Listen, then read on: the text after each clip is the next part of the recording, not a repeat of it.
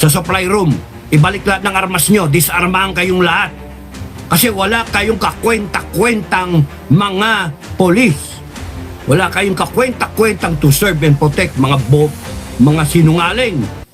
Ito ang wow trending. Napasigaw sa galit ang dating PMAers na si Captain Dado habang pinapanood ang paglusob ng mga pulis sa Kingdom of Jesus Christ. Bit-bit ang mahigit na 2,000 pulis. Nilusob nila ni General Torre ang compound ng Kingdom of Jesus Christ. Kahit pa nakiusap ang mga members nito at bantay na kung maaari ay huwag silang sabay-sabay na pumasok, ang 2,000 mga pulis na may mga baril bulletproof dahil hindi nila ito masubaybayan, baka may gagawin itong hindi maganda. Pero hindi nito nakinig ang leader ng mga pulis na si General Torre. Binigyan lamang niya ng 30 minutes si Atty. Torion at lulusubin na nila kaagad ang compound.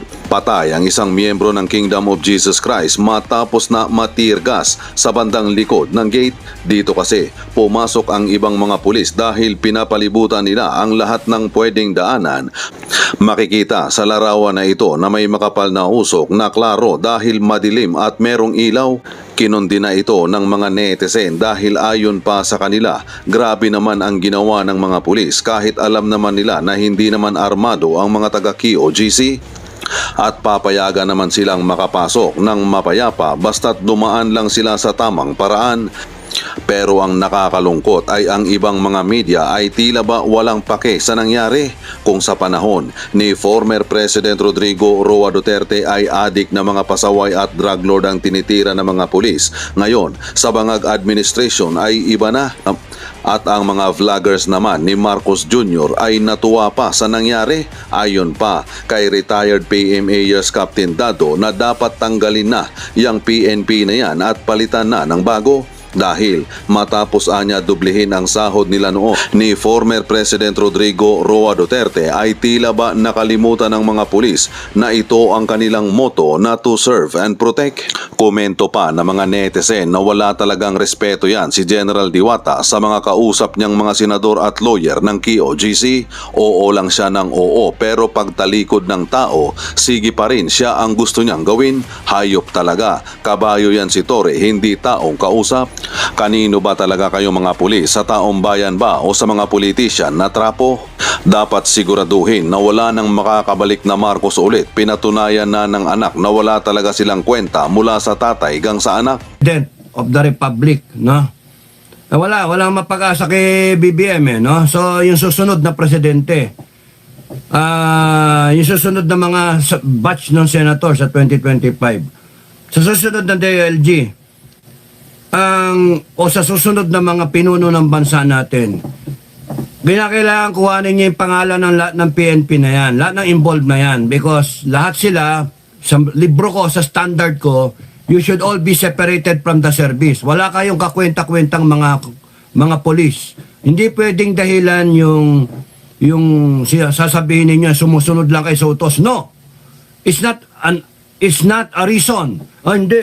Napagsabihan lang kami ni General, sumusunod lang kami. Hindi, trabaho lang. Hindi. Wala kayong kaprinsip-prinsipyo sa buhay. Hindi kailangan ng taong bayan ng ganyang klase na police force na nagiging private army ng kusino man yun na sa itaas na nag-uutos. Kaya ikaw ba PNP, ikaw ba DILG, ikaw ba BBM, o kusino pa? Hindi pwedeng gano'n ang PNP natin. Ang PNP natin, PNP ng taong bayan. No? Kaya mali yung ginawa ninyo. Kahit saan nyo daanin, kahit saan yung argumento daanin, mali yung ginawa ninyo. No? Sinasabi ko na mali yung ginagawa ninyo, PNP. At kinakailangan, lahat kayo na involved dyan, mula kay Torre, General Torre, down the line, mga colonel niya, lieutenant colonel niya, captain major, no? Down the line, sarhento niya, hanggang doon sa kahuli-hulihan, na tamukyo, na pulis doon, na tatayo-tayo, na mukhang tanga nga, tatayong-tayo, tapos po, nakanganga, matutulog lang kayo doon sa nakahiga kayo, nakakahiya kayo talaga. You are an embarrassment to what a police force should be. Nakakainis kayo. Gigil na gigil talaga ako. Kaya labas yung lahat ng pangalan nyo makuha, demanda kayong lahat Singilin kayo ng KOJC, singilin kayo ng mga taga Davao, singilin kayo ng Pilipino. Tanggalin kayo sa serbisyo without benefits, without pay, without pension. Now, you made the decision, ginawa mo yung gusto mo, General Torre, panindigan mo. Korte-korte kayo. Sige, depensa mo yung sarili mo, inutusan ka lang. Hindi pwedeng dahilan yun, inutusan ka lang because you can always reject an illegal order. Tama ba yung ginawa nin? May babalik niyo pa ba yung buhay nung namatay? Ha? Tapos kung kunyaring mabuhay man yung 4 na inatake, putaragis kayo. Putang ina nyo. Sorry. PI kayo. May babalik nyo pa ba yung buhay nung namatay at ngayon yung inatake sa puso, gawa ng tirgas-tirgas ninyo? Ha?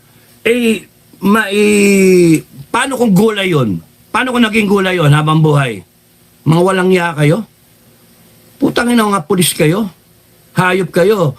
And very proud kayo sa ginawa ninyo? Ha? Very proud kayo?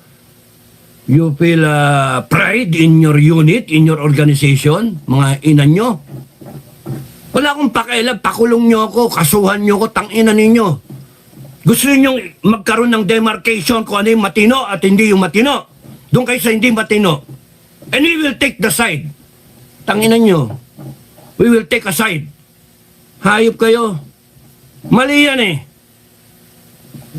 Puta na nyo. Hindi na may babalik yung buhay nung namatay.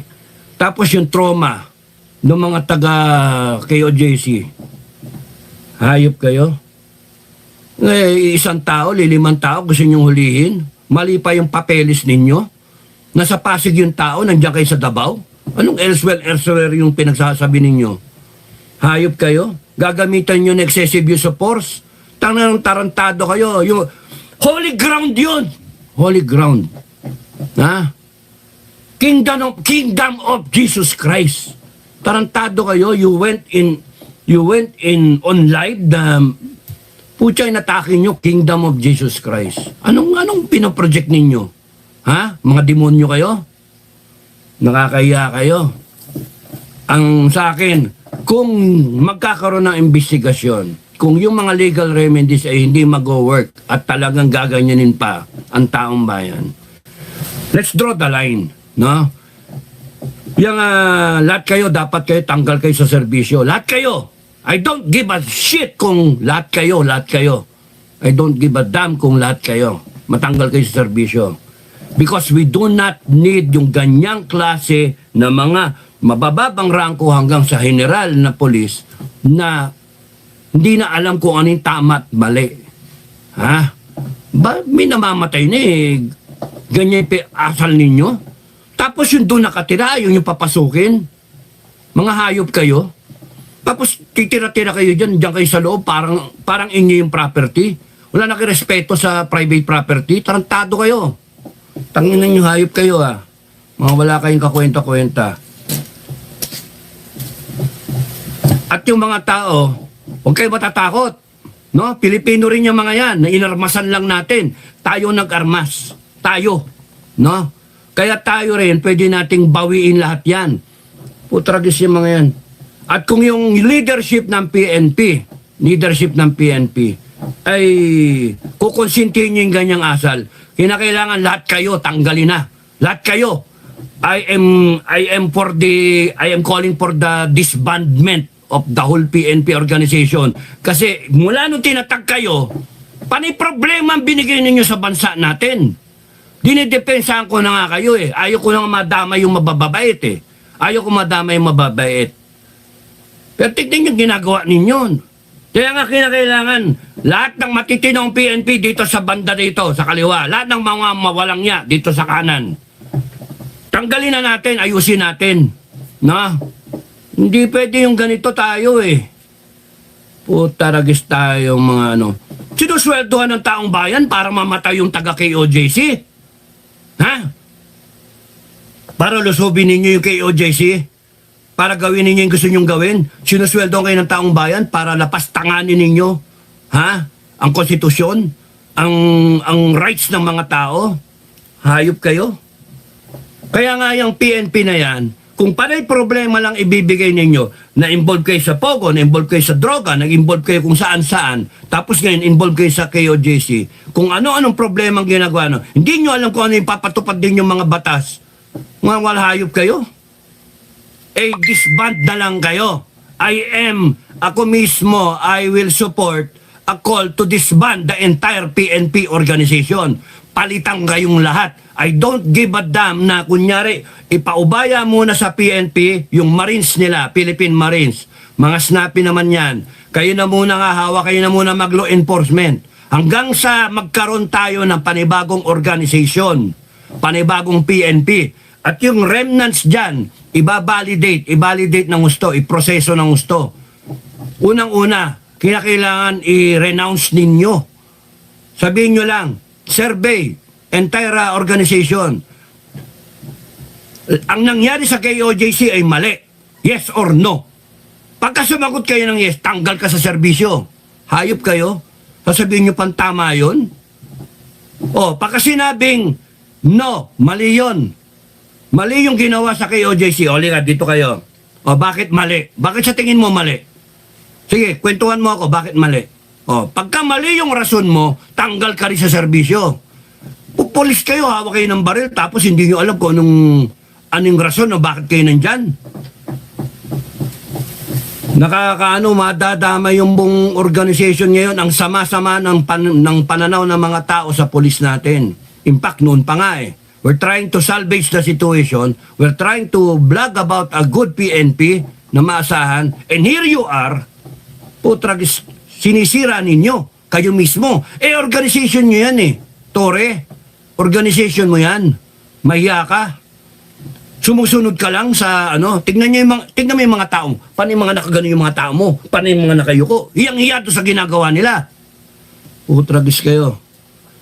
Walang ka-pride doon sa ginagawa nila. Alam nilang mali Pero hindi excuse yun. Hindi excuse na sumusunod lang kami si TAS. Hindi natin kailangan ng PNP na mga taong polis na susunod sa mali. Pagka alam nyo ng mali, huwag kayo susunod. Kayo ang dapat nag-i-implement ng batas. Pagka pumalpak na yung polis, ano na mangyayari sa taong bayan? Hayop kayo, nagkayod ng taong bayan para mabayaran yung taxes, tapos ganyan kayo? Kung mag-asta kayo, kala nyo kung sino kayo Yun yung ko. Okay lang sa akin, disband ang buong PNP. Palitan. Because the kind of quality na meron tayo, para naman tayo kumuha ng bato, pinukpok natin yung sarili natin. Ayaw natin ng ganyan. Ganun kasimple. And we should stand tayong masusunod, taong bayan. Hindi yung ganyan. Yung ginawa ninyo, mga bopol, you're trying to create a situation na malapit tayo, one step closer tayo to civil war. No? You're one step closer na pipilitin ninyong tumayo ang mga tao. Tung administration kayo, BBM, tignan nyo, mali na naman yung advice niyo. Mali na naman yung tirada niyo. Mali na naman yung birada niyo. At kayong mga general, mga sip-sip na naman kayo. Mali na naman Isang tao, si Kibuloy. Tapos ganyan.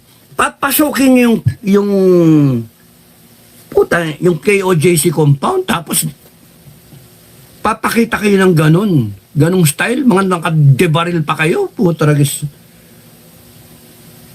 Nakakaya kayo, PNP nakakaya kayo. Kaya nga, mahirap ma-recover yung ginawa ninyong paglapastangan, hindi sa tao sa sarili ninyo. Sinira ninyo yung organization. Lahat ng mga nauna sa inyo, hindi nyo binigyan ng justice yung mga nauna sa inyo. No? Sila Lacson, sila Mabang Police, lahat sila na matitino. Tapos kayo, tingnan nyo yung ginawa ninyo. Dahil lang sa pangako ng posisyon o whatever, ganyan ang gagawin ninyo.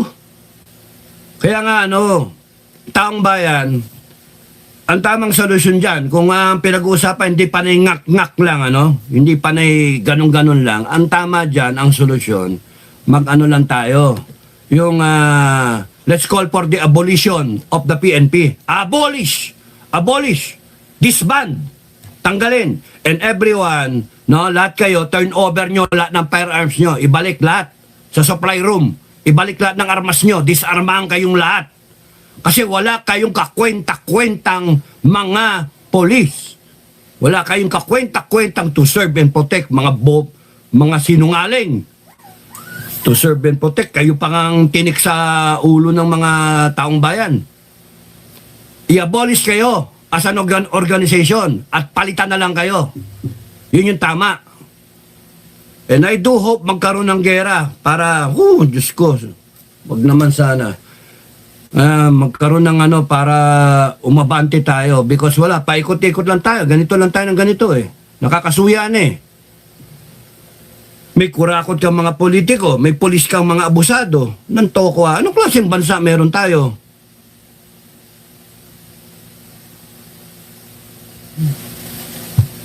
Kung alam nyo, kanina, pinapanood ko yung na yan eh. Iniisip ko nga eh. Kung ako natapatan na Task Force Davao Commander, puta, to hell with it. Pupuntahan ko yan, i-deploy ko lahat ng sundalo ko, didisarmahan ko lahat yan. Putangin nyo, hayop kayo. Didisarmahan ko lahat. Mag-away na tayo. Gusto nyo, magbarilan tayo. Malalaman ko sino yung matibay eh. Pero kung ako yung natapat na Task Force Commander dyan, na military commander dyan, to hell with yung mga na yan. Yung mga congress na yan, yung mga kayo lang ang may power na magdeklara-deklara. Hindi, ako mismo magdedeklara ako. Dideklara kong illegal yung ginagawa ninyo, mga PNP. And I will disarm everyone. Kung ayaw ninyo magdisarma, you prepare to die. We will fight it out. Ang mga putang ninyo, tatapang ninyo eh. Putya, mga civilian na dapat kayo nagpo-protect eh. Nakakainit kayo ng dugo eh. No? Nakakainit kayo ng dugo. You're supposed to protect the people of this country while at the same time you are enforcing the laws. Walang sinasabi you are authorized to break the law. Tarantado. You're not supposed to. Walang sinasabi na while you're trying to enforce the law, you can also violate the law. You can also commit all these hostilities against the people you have sworn to protect.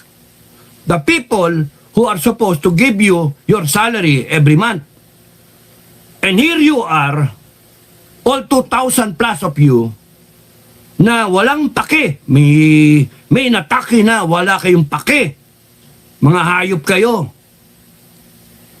Ba't hindi magagalit ang tao sa inyo? Tapos, please, paintindihan nyo kami, pakisamahan nyo kami. Tarantado. Gago kayo. Kaya nga, ako, mapaw na ako eh. I-disband na lang kayo. Disband ang buong PNP. No? Disband kayo. Palitan kayo ng panibago na organisasyon who will cater to what the people want. That is, we respect the Constitution, we respect the rights of the people. Ganon. You implement the rules and regulations of this country properly. Hindi kayo magbe-break ng law. Kayo nag-ano ng mga droga. Puta kayo yung nagkikidnap. Kayo yung mga lahat ng illegal kayo eh. Nadadama yung mababait eh. Now, there's got to be a way na i-transfer o ma-process yung mga matitino para dun sa bago na. Pero ako, pointless eh. Panay tayo reklamo. Solusyon dyan talaga, i-disband ang PNP na yan.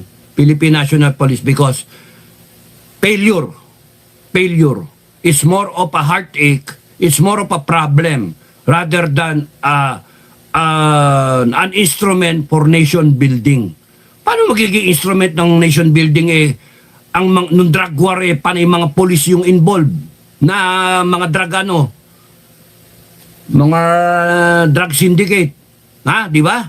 Mga polis pa yung may nag-handle ng mga kriminal, mga kidnap for ransom, yung mga recycling ng mga nahuling droga, mga ninja cop. Paano yung problema binigay ng pulis eh? Kasi ito ngayon, yung KOJC. Kaya nga, kayong mga nasa Senado, no? Kayong mga nasa Senado, kayong mga Kongreso, lahat kayo, imbestiga na naman kayo, mangyayari dyan. And then, ano na naman mangyari? Wala. Ay, nako. Ang sa akin, failure yung organization. Failure. Anong gagawin mo pagka-failure, no? Isara mo. Pag bumaka sa negosyo, bad investment. Talagang bad investment. Magkano ba budget ng PNP? Bad investment talaga kayo. Panay sakit ng ulo. Panay sakit sa damdamin. Hindi nyo na may babalik yung mga namatay. Hindi nyo na may babalik. Yung trauma, paano nyo tatanggalin yung trauma ng mga tao ron? Ha? You're supposed to help the people. And here you are, causing pain, causing suffering, causing the people to curse you. Putsang isipin mo yun, no religious group, mura-murahin kayo, bastusin kayo, mga demonyo kayo. Kaya nga, no, tama lang yung disband kayo.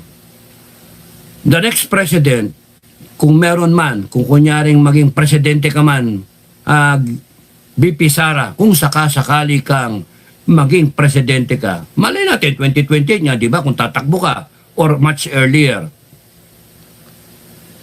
Kakampi mo ako, na palitan yung buong PNP na yan. Na? Palitan, isara. Naintindihan niyo ako, BP Sara, isara ang entire PNP. Yung mga nandyan na mga i-reprocess sila. Tignan ko sino dyan yung talagang mga scalawag once and for all. Kung sino yung matitino, tignan lahat ng 2015, lahat. Meanwhile, ipahawak muna sa AFP, pahawak muna sa Marines, sila na muna ang law enforcement. Marines, Army, buong AFP. Sandali lang yon. Because may matitira, i-reprocess yan, it will take only a few weeks. And then, yan na yung skeleton. And then, we fill it up again to 200,000 if kailangan. Marami mag-volunteer man. Pero yung selection process, yung value formation, yung core ethics ba, no? Moral values ng mga pulis natin, we make sure na nasa tama na. Hindi na yung ganito.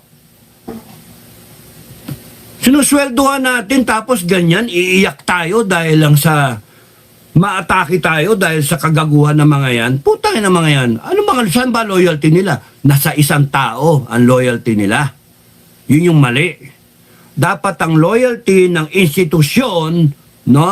Kay AFP man yan o kay PNP yan, ang loyalty niyan nasa taong bayan.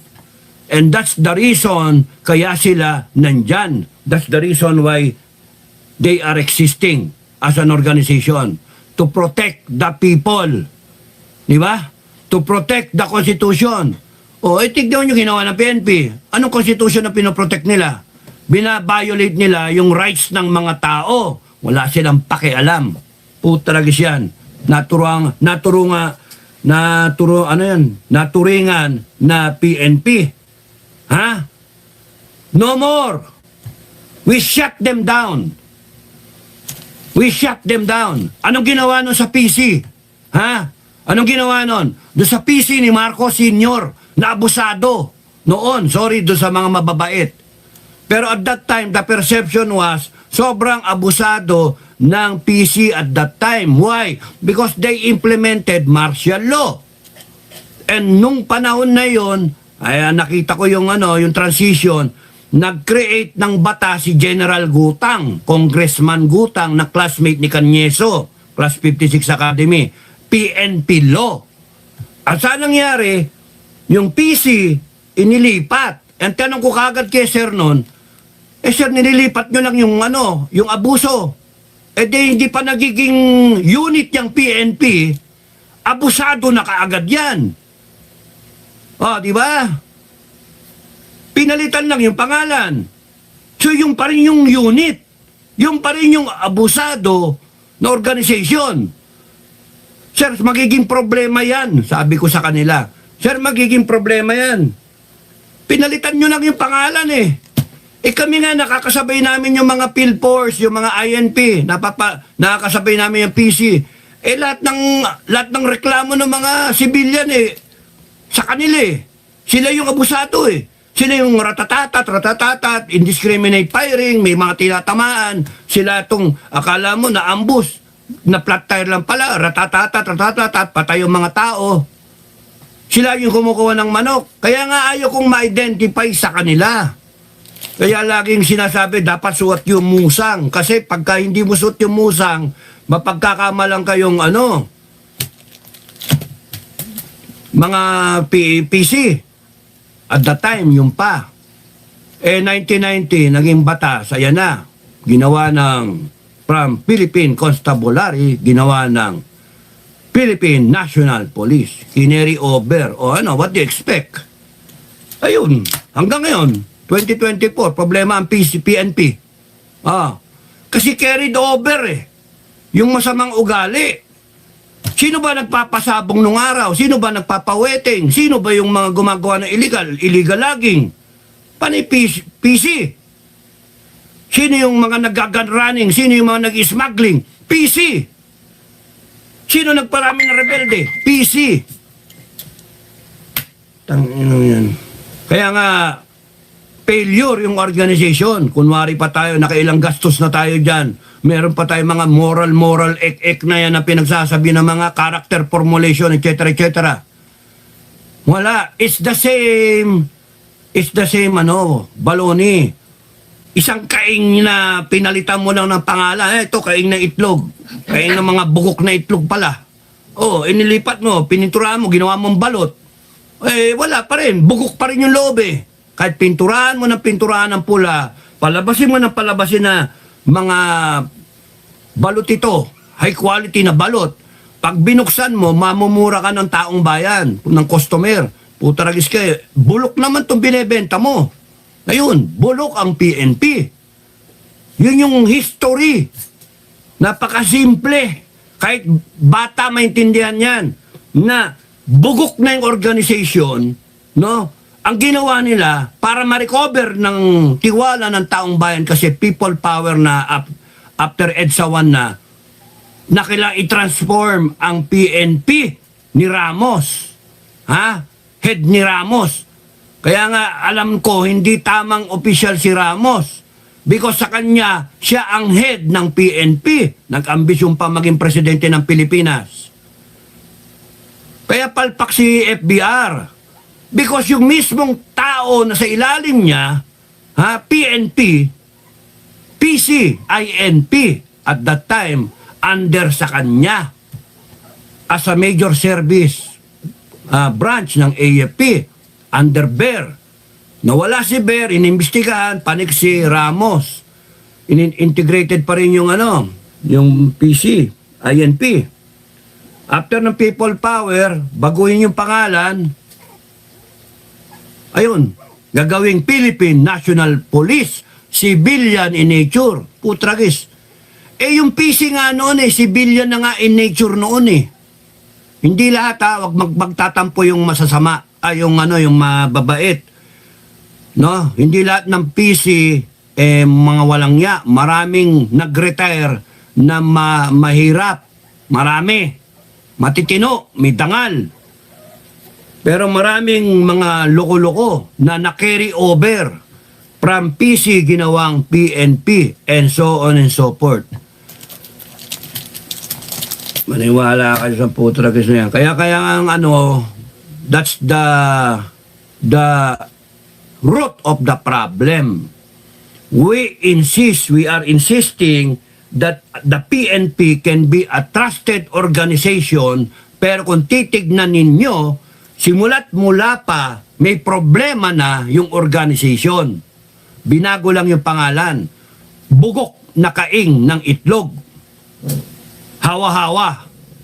No, hawa-hawa. Now, kung ikaw, bago ka sa serbisyo at pagka inabutan mo panay mga siraulo, ay kawawa ka. Ganon din sa academy papasok ka, inabutan mo, upperclass na tarantado, hazer, o pag labas mo, hazer ka rin. Tuloy-tuloy. Kaya mas maraming bulok noon Ayan, hawa-hawa. Na-retire na iba, pero na-carry on yung mga mali na ginagawa. Kaya kita nyo ngayon, ang problema natin, PNP, isa sa problema natin. Droga, no? Sindikato, kidnapping, ransom, di ba? Pogo, naknanto ko You name it Problema ang PNP Somehow merong connected na illegal, may mali, and then nakikita ninyo, sila naguhulihan. Nahuhuli ng matitino na PNP yung mga walang hiya na PNP. Ngayon ang tanong, ano yung kategorya ng mga PNP na pumunta sa KOJC? Mga mababait ba yun o mga walang hiya? Di ba? Kaya nga, there's a way of doing it. Disband na lang natin yung buo na yan na organization and then i-reprocess na lang natin yung mga matitino para sila yung nucleus ng panibago. Baguhin na natin. I-properly natin. Hindi ito, bombo buong PC. Buong PC nilagay, PNP, binago lang pangalan. Yun, that's why. Sila yung illegal logging, sila yung wetting, illegal numbers game, pasabong, etc., gun running, lahat shabulab, dati sila. Dinoble na ni Digong yung sweldo, tinaas yung sweldo. Ganyan pa rin, problema pa rin ng PNP. Sila pa rin yung naglalabas ng mga kriminal sa munti, no? Sila nag-aalaga ng mga guns for hire. Ang dumi ng pangalan, ang dumi. And now here, itong KOJC na nangyari, hindi tama Kaya nga, ang pinaka number one dapat mangyari dyan, lahat ng involved dyan, tanggalin na sa serbisyo. Because tainted na kayo. You do not know what is right and wrong. Napakasimple. Tama ba yung ginawa nyo? Yes or no? Kung hindi nyo masagot na, ewan ko, hindi ko alam kung tama o mali, na inutusan lang ako tarantado. You do not deserve to last a single day sa PNP. Hindi na ang kailangan ng taong bayan yung ganyang klaseng mga tao. And we, the taxpayer, can demand the kind of police that we will have in our police force. It is our right. It is our right na to demand yung police force natin matitinong tao. Ay, nako. Otherwise, iyak-iyak tayo. Kaya nga yung susunod na presidente, Inday Sara, ikaw na yon. Yung susunod na presidente, pakiayos na lang. Another job for the day, no? Pakiayos. Isara mo yung buong PNP. Tapusin mo yung problema doon mismo. Yun yung problema. Bakit? Ang loyalty kasi kanya-kanya sila sa tao. Sa posisyon na ina-aspire. Hindi tama yung ganon. Kinakailangan yung value system ng ating mga polis, hindi ka matatakot na kikidnapin ka o nanakawang ka. Di ba? Yung kunyari makakita ka ng polis, makakahinga ka ng maluwag. Ay, buti na lang may polis. Maraming salamat.